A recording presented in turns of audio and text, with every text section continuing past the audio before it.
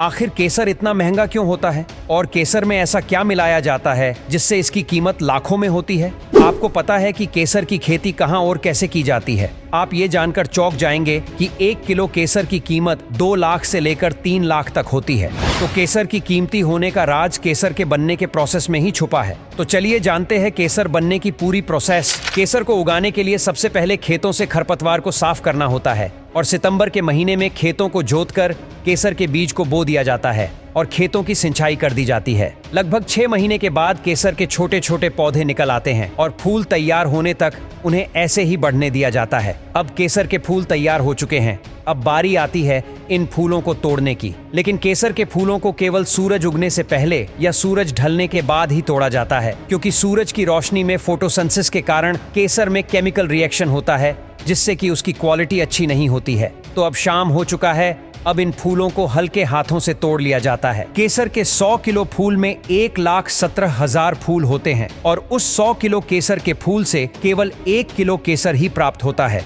मतलब 1,17,000 फूल से 1 किलो केसर ही प्राप्त होता है। 17,000 फूल तोड़ने पर केवल 1 किलोग्राम केसर प्राप्त होता है। अब इन फूलों में से केसर को तोड़ लिया जाता है। आपको बता दें कि केसर के फूल में केवल 3 स्टिग्मा ही मौजूद होते हैं। केसर के एक स्टिग्मा का वजन 0.2 ग्राम होता है और 1 किलो केसर में लगभग 5 लाख स्टिग्मा मौजूद होते हैं। और इसी तरह से फूलों से केसर को तोड़ लिया जाता है।